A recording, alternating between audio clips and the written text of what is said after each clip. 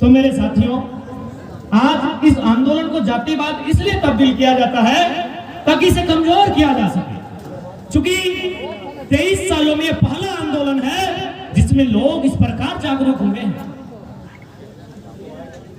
निर्मल दा ने जो कहा था, एक बार रिपीट करते हुए उदाहरण लेंगे कि सवाल बनकर फिर उठूंगा, जो बन पड़े सो जवाब रखना, मेरा खून बेकार ना जाए, मेरे खून का हिसाब रखना। तो निर्मल दा ने कहा कि सवाल बनकर फिर उठूंगा। निर्मल दा तो निर्मल दा थे भाई, इस बात में जरूर कुछ गहराई होगी। ऐसे तो नहीं आता कि सवाल बनकर फिर उठूंगा, वे तो हमारे बीच नहीं है, उनका शरीर नहीं है, लेकिन फिर भी उन्हें मरते मरते कहा कि सवाल बनकर फिर उठूंगा। इसका मतलब है चाहे 60-40 हो, चाहे 1932 का खतियान हो, चाहे ढिबरा हो, चाहे केटीपीएस हो, जो जो सवाल करता है हर एक शख्स निर्मल है। नहीं तो कहा था ना कि सवाल बनकर फिर उठूंगा। ले भैया उठ गया है, इस बार एक नहीं 1000 निर्मल उठा है। आए कौन इस सवाल का उत्तर देगा? निर्मल दा ने यही कहा था कि सवाल बनकर फिर उठूंगा, जो बन पड़े सो जवाब रखना। यहाँ मुख्यमंत्री के पास जवाब ही नहीं है। हम लोग बोले राजा साहब 3 को केस कर दिया।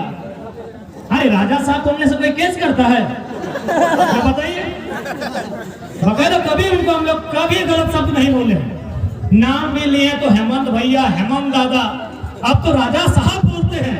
फिर भी डुमरी में केस कर दिया 3 को। जुलुम किया था ना, राजा साहब का बगल में प्रजा लोग सभा कर दी, जबकि दोनों का थाना अलग था।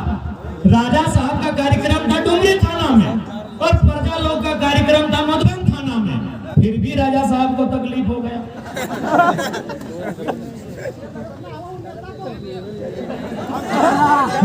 सही बात है, हम लोग केस मुकदमे से नहीं डरते हैं।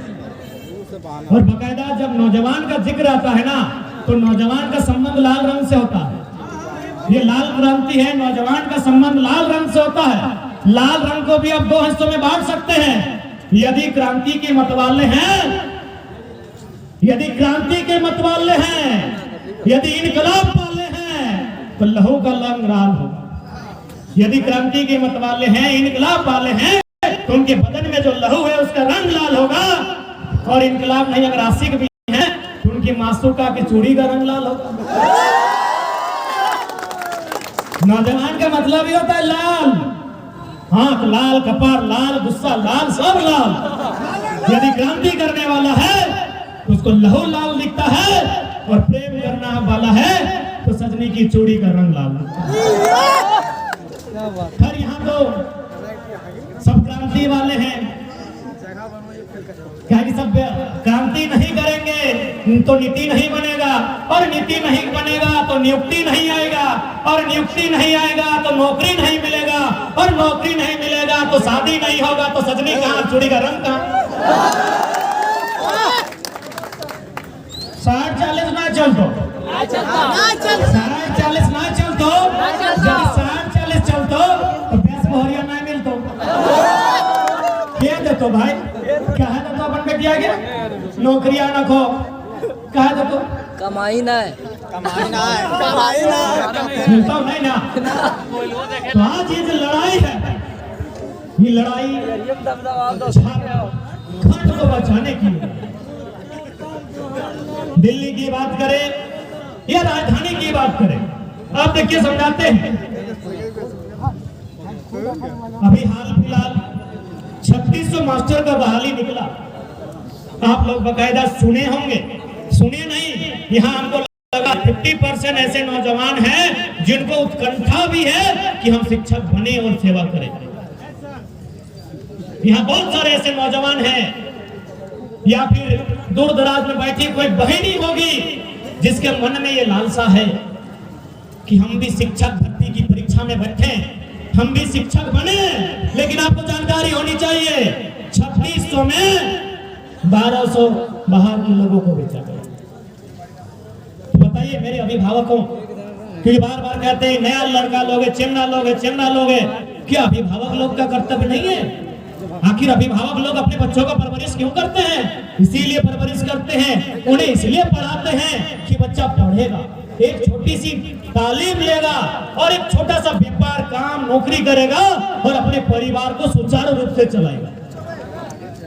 इसीलिए, लेकिन आज अगर हम 3600 को 24 जिला में डिवाइड करते हैं, तो 24 को 3600 से डिवाइड करते हैं तो एक जिला के हिस्से में 150 नौकरी आती है।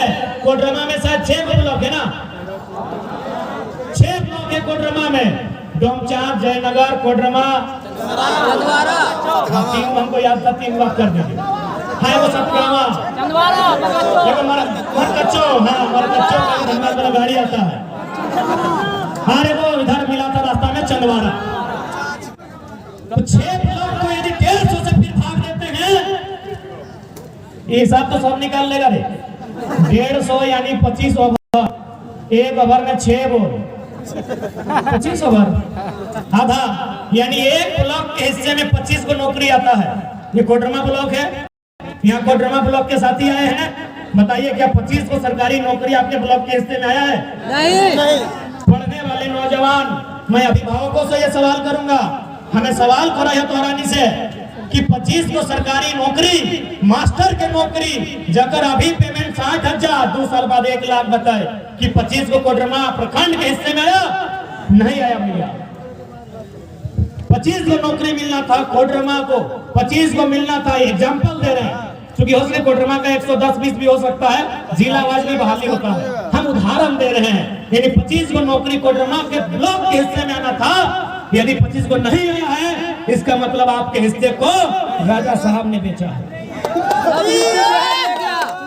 और यदि राजा साहब ने बेचा है